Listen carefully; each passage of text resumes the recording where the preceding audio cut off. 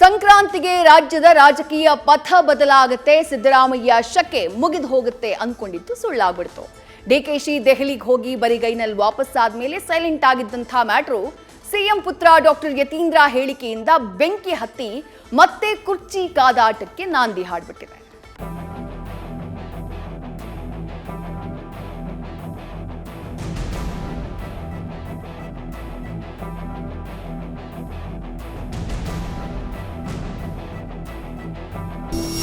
Guarantee ಸರ್ಕಾರಕ್ಕೆ ಇನ್ನೆರಡೇ ವರ್ಷ ಬಾಕಿ. ಸಿಎಂ ಆಗಿ ಸಿದ್ದರಾಮಯ್ಯ ಇನ್ನೇನು 3 ಸಂವತ್ಸರ ದಾಟುವಂತಹ ಹಂತದಲ್ಲಿದ್ದಾರೆ. ಈ ನಡುವೆ ಪುತ್ರ ಯತೀಂದ್ರ ಪವರ್ ಶೇರಿಂಗ್ ವಿಚಾರ ಈಗಾಗಲೇ ಸೆಟಲ್ ಆಗಿದೆ ಅಂತ ಹೇಳಿದ್ಮೇಲಂತೂ ಉರಿಯೋ ಬೆಂಕಿಗೆ ತುಪ್ಪ ಸುರಿದಂತಿದೆ. ಅಹಿಂದ ನಾಯಕ ಸಿಎಂ ಸಿದ್ದರಾಮಯ್ಯ ಅವರಂತಹ ನಾಯಕರಿಂದ ಬಲವಂತವಾಗಿ ಅಧಿಕಾರವನ್ನ ಕಿತ್ತುಕೊಳ್ಳುವಂತಹ ದಾರ್ಷ್ಟ್ಯವನ್ನ ಹೈಕಮಾಂಡ್ ತೋರ್ತಿಲ್ಲ.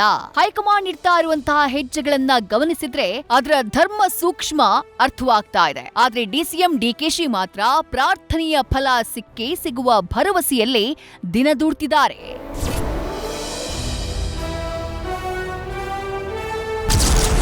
ಯತೀಂದ್ರ ಕುರ್ಚಿ ಕಿಚ್ಚು ಗರಿಗೆದರಿದ ಚಟುವಟಿಕೆ.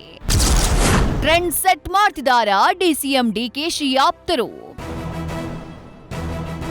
ಎಲ್ಲವೂ ಶಾಂತವಾಗಿದ್ದಾಗ ಮುಖ್ಯಮಂತ್ರಿ ಬದಲಾವಣೆಯ ವಿಚಾರಕ್ಕೆ ಜೀವ ಬಂದಿದೆ. ಒಂದ್ ಕಡೆ ಸಿಎಂ ಪುತ್ರ ಯತೀಂದ್ರ ಹೇಳಿಕೆ ಡಿಸಿಎಂ ಡಿಕೆಶಿ ಬಣವನ್ನ ಬಡಿದೆಬ್ಬಿಸಿದೆ. ಇದು ಶಿವರಾತ್ರಿ ಹೊತ್ತಲ್ಲಿ ಕಾಂಗ್ರೆಸ್ ಪಾಳಿಯವನ್ನ ಜಾಗರಣೆಗೆ ತಳ್ಳಿದೆ. ಬಜೆಟ್ ಬಳಿಕ ಡಿಕೆಶಿಗೆ ಸಿಎಂ ಸ್ಥಾನ ಸಿಗುವ ಹಿಂಟ್ ಸಿಕ್ಕಿದೆ.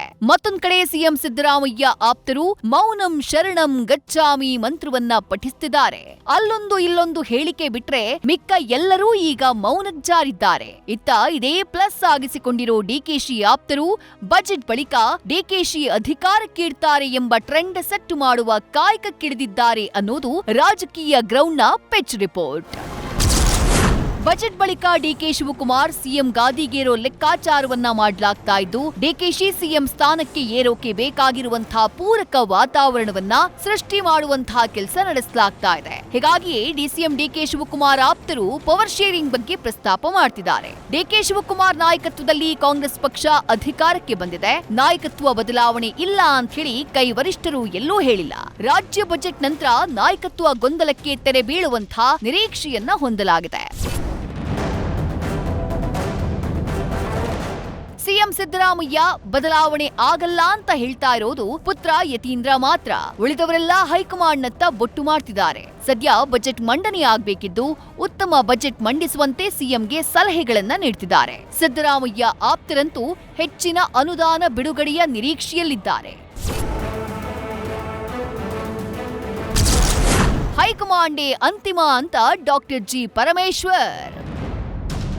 ಇತ್ತ ಡಾಕ್ಟರ್ ಯತೀಂದ್ರ ಸಿದ್ದರಾಮಯ್ಯ ಅವರ ಹೇಳಿಕೆ ಅವರ ಪರ್ಸನಲ್ ಎಂದಿರೋ ಹೋಮ್ ಮಿನಿಸ್ಟರ್ ಪರಮೇಶ್ವರ್ ನಾವು ಹೈಕಮಾಂಡ್ ಮೇಲೆ ಡಿಪೆಂಡ್ ಆಗಿದ್ದೀವಿ ಅಂತ ಸ್ವಾಮಿ ನಿಷ್ಠೆಯನ್ನ ತೋರಿಸಿದ್ದಾರೆ. ಅಧಿಕಾರ ಹಂಚಿಕೆಗೆ ಕರಾರು ಆಗಿದೆ ಅನ್ನುವುದನ್ನ ಖುದ್ದು ಹೈಕಮಾಂಡೇ ಹೇಳಬೇಕು ಅಂತ ತಿಳಿಸಿದ್ದಾರೆ. ನೋಡಿ, ಅವರು ವೈಯಕ್ತಿಕವಾಗಿ ಅವ್ರು ಹೇಳಿದ್ದಾರೆ, ನಾವು ಯಾರ ಮೇಲೆ ಡಿಪೆಂಡ್ ಆಗಿದ್ದೀವಿ? ನಾವು ಹೈಕಮಾಂಡ್ ಮೇಲೆ ಡಿಪೆಂಡ್ ಆಗಿದ್ದೀವಿ. ಪದೇ ಪದೇ ನಾವು ಹೇಳ್ತಾನೆ ಇದೀವಿ ಹೈಕಮಾಂಡ್. ಈಗ ನೀವು ಕೇಳ್ತೀರಪ್ಪ ಒಪ್ಪಂದ ಆಗಿದೆ, ಯಾರು ಹೇಳಿದ್ದು ಒಪ್ಪಂದ ಆಗಿದೆ ಅಂತ? ಅವ್ರು ಏನಾರ ಹೈಕಮಾಂಡ್ನವ್ರು ಹೇಳಿದಾರ? ಅಲ್ಲ, ಶಿವಕುಮಾರ್ ಅವ್ರ ಪಾಪ ಅವ್ರ ಅಭಿಪ್ರಾಯ, ಅವ್ರಿಗೆ ಗೊತ್ತಿರೋ ವಿಚಾರ ನಮ್ಗೆ ಗೊತ್ತಿಲ್ಲ. ಯಾಕಂದ್ರೆ ಅವರು ಒಳಗಡೆ ಇದ್ದವರು, ನಾವೆಲ್ಲ ಹೊರಗಡೆ ಇದ್ದವು. ನಮಗೆ ಅಲ್ಲೇನು ನಡೆದಿದೆ ನಮ್ಮನ್ನು ಕೇಳಿದ್ರೆ ನಾವೇನು ಹೇಳಬೇಕು? ಹೌದಪ್ಪ, ನಮ್ಗೇನು ಆ ವಿಷಯದ ಬಗ್ಗೆ ಮಾಹಿತಿಗಳಿಲ್ಲ ಅಂತಾನೆ ಹೇಳ್ತೀವಿ. ನಾವು ಮಾಹಿತಿ ಇದ್ರೆ ಹೇಳ್ಬೋದು, ನಿಮ್ಮ ಹತ್ರ ಶೇರ್ ಮಾಡ್ಬೋದು. ಆದರೆ ಅಲ್ಲಿ ಏನ್ ನಡೆದಿದೆ ಅನ್ನೋದು ಅವರುಗಳಿಗೆ, ಮುಖ್ಯಮಂತ್ರಿಗಳಿಗೆ, ಶಿವಕುಮಾರ್ ಅವರಿಗೆ ಅಷ್ಟೇ ಗೊತ್ತು, ಮತ್ತು ಹೈಕಮಾಂಡಿಗೆ ಗೊತ್ತು. ಹೈಕಮಾಂಡ್ ತೀರ್ಮಾನ ಆಗದೆ ಇಲ್ಲೇನೂ ಆಗೋದಿಲ್ಲ. ಹೈಕಮಾಂಡ್ ಅಂತಿಮ ತೀರ್ಮಾನ ಅವ್ರದ್ದು ವಿನಃ ನಾವುಗಳ್ಯಾರು ಅನೇಕ ಜನ ಸ್ಟೇಟ್ಮೆಂಟ್ಗಳು ಕೊಡ್ಬೋದು, ಆ ಸ್ಟೇಟ್ಮೆಂಟಿಗೆ ಅಷ್ಟೇ ಸೀಮಿತ ಆಗುತ್ತೆ. ಆದರೆ ತೀರ್ಮಾನ ಆಗೋದು ಹೈಕಮಾಂಡಲ್ಲಿ.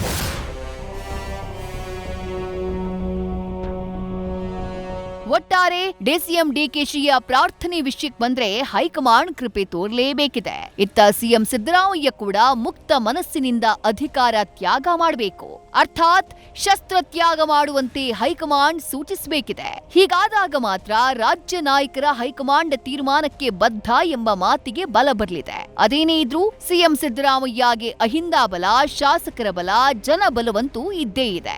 ಸಂದರ್ಭ ಸನ್ನಿವೇಶಗಳೇ ಹಲವು ಬಾರಿ ಸಿದ್ದರಾಮಯ್ಯ ಅವರನ್ನ ಗಟ್ಟಿಗೊಳಿಸ್ತಾ ಬಂದಿವೆ. ಹನಿ ಹನಿ ಕಹಾನಿ ಸಹಿತ ಸದ್ಯದ ಬೆಳವಣಿಗೆಗಳು ಇದಕ್ಕೆ ಹೊರತಾಗಿಲ್ಲ. ಅದೇನಾಗುತ್ತೋ ಕಾದು ನೋಡಬೇಕಿದೆ. Harish Kakol, political bureau, news first.